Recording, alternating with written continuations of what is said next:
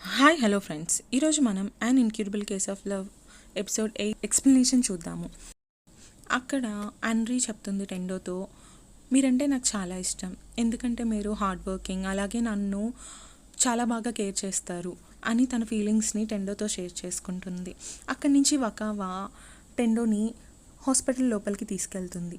అప్పుడు వకావా అంటుంది, government medical heart ప్రొసీజర్ని approve చేశారు, సో ఆండ్రీకి మనం మెడికల్ హార్ట్ పెట్టే సర్జరీని చెయ్యొచ్చు ఇంకా అని చెప్తుంది. అలాగే ఆ టీంలో టెండో కూడా ఉన్నాడని టెండో తెలుసుకొని చాలా హ్యాపీగా ఫీల్ అవుతాడు.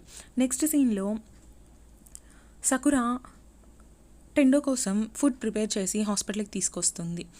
అది హాస్పిటల్ గార్డెన్లో కూర్చొని టెండో సకురా హ్యాపీగా నవ్వుకుంటూ తినటం కమీ గమనిస్తాడు. కమీకి జెలసీ ఎక్కువైపోయి ఇంత చేసినా కూడా వీళ్ళిద్దరూ ఇలా హ్యాపీగా ఎలా ఉన్నారు అని అనుకుంటాడు. నెక్స్ట్ సీన్లో నిషి న్యూకోని కలవడానికి వెళ్తాడు. అక్కడ న్యూకో చెప్తుంది, వాళ్ళ పేరెంట్స్ జనరల్ హాస్పిటల్ని రన్ చేస్తారు, ఫ్యూచర్లో న్యూకోనే దాన్ని మేనేజ్ చేయాలి, అందుకోసమే వాళ్ళ పేరెంట్స్ డబ్బున్న అబ్బాయిని పెళ్లి చేసుకోమని ఫోర్స్ చేస్తున్నారు అని నిషికి చెప్తుంది. దాంతో నిషి కొంచెం అప్సెట్ అవుతాడు. టెండో తన క్యాబిన్లో ఉంటాడు. అక్కడికి సకురా వచ్చి మనం ఈరోజు నైట్ డిన్నర్కి వెళ్దామా అని అడుగుతుంది. దాంతో ఇద్దరూ కలిసి డిన్నర్ చేస్తూ ఉంటారు. అక్కడ టెండో తన పని ఏదో చూస్తూ ఉంటే సకురా తనని అలాగే స్టేర్ చేస్తూ ఉంటుంది. అది చూసి టెండో అడుగుతాడు, అలా చేస్తే ఇబ్బందిగా ఉంటుంది అని. నేను రోజంతా నిన్ను అలానే చూస్తూ ఉండగలను అని చెప్తుంది సకురా. అప్పుడు టెండో కూడా తన్ని అలాగే చూస్తాడు. అప్పుడు సిగ్గుపడిపోయి సకురా సారీ నేనే ఓడిపోయాను అని చెప్తుంది. నెక్స్ట్ సీన్లో టెండోని అలిగేషన్స్ వల్ల హాస్పిటల్ నుంచి 3 months సస్పెండ్ చేశారు అని టెండో తెలుసుకుంటాడు. ఇదంతా కమీయే చేశాడు అని కొషిగావా టెండోతో చెప్తాడు. ఇదంతా సకురా తెలుసుకొని కమీ దగ్గరికి వెళ్తుంది. అప్పుడు కమీ అంటాడు, నేను ఇవన్నీ ఆపేస్తాను, అలాగే నా కంప్లైంట్ కూడా వాపస్ తీసుకుంటాను, కానీ ఒక కండిషన్ ఏంటంటే నువ్వు నాతో సింగపూర్ హాస్పిటల్కి వచ్చేయాలి, లైఫ్ లాంగ్ టెండోని వదిలేయాలి, అప్పుడే ఇవన్నీ ఆగిపోతాయి అని చెప్తాడు. సకురా తనకి ఏం సమాధానం చెప్పకుండా అక్కడి నుంచి వస్తుంది. అప్పుడే అక్కడ ఆండ్రీని హ్యాపీగా ఉండటం, అలాగే తన ఆపరేషన్ గురించి తెలుసుకొని చాలా చాలా హ్యాపీగా ఉండటాన్ని గమనిస్తుంది. నెక్స్ట్ ఇంకో సైడ్ వకావా టెండోతో మాట్లాడుతూ ఉంటుంది, మీరు లేకుండా నేను ఈ ఆపరేషన్ చేయటం చాలా కష్టం అని. కానీ టెండో ఇప్పుడు కుదరదు కదా, అందుకని మీరే ఇవన్నీ చూసుకొని ఆండ్రీని సేఫ్గా ఆపరేషన్ థియేటర్ నుంచి తీసుకురావాలి అని చెప్తాడు. అలాగే తన బాధ్యత అంతా వకావాకి అప్పగిస్తాడు. దీంతో సకురా ఆలోచిస్తూ ఉంటుంది. ఇక్కడ టెండో కూడా తన ఆపరేషన్ చేయలేకపోతున్నందుకు చాలా ఫీల్ అవుతూ ఉంటాడు.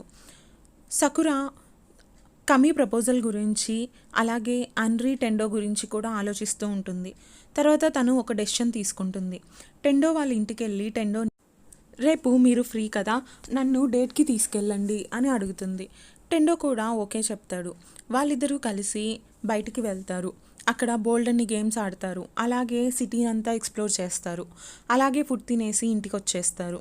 నెక్స్ట్ డే మార్నింగ్ హాస్పిటల్కి వెళ్ళినప్పుడు టెండోకి తెలుస్తుంది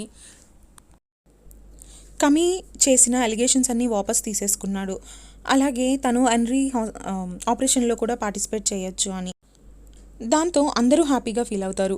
కానీ టెండోకి అర్థం కాదు, ఇంత తొందరగా కమీ ఎందుకు తన మీద వేసిన అలిగేషన్స్ అన్నీ తీసేశాడు అని. నెక్స్ట్ ఆండ్రీ ఆపరేషన్కి అంతా రెడీ చేస్తూ ఉంటారు. అలాగే వకావా టెండో ఇద్దరూ కలిసి ఆండ్రీ ఆపరేషన్ని సక్సెస్ఫుల్గా చేస్తారు.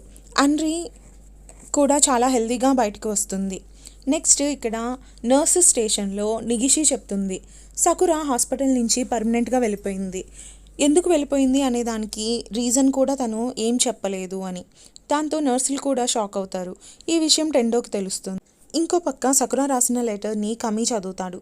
దాంతో తనతో పాటు సింగపూర్కి రానందుకు సారీ చెప్పుంటుంది. అలాగే నీకు ఇచ్చిన మాట ప్రకారమే నేను టెండోని వదిలేసి వేరే చోటుకి వెళ్ళిపోతున్నాను, నువ్వు నీ లైఫ్లో గొప్పగా అవ్వాలి, అలాగే హ్యాపీగా లైఫ్ లాంగ్ బతకాలి అని చెప్పి తనకి బాయ్ చెప్పి వెళ్ళిపోతుంది.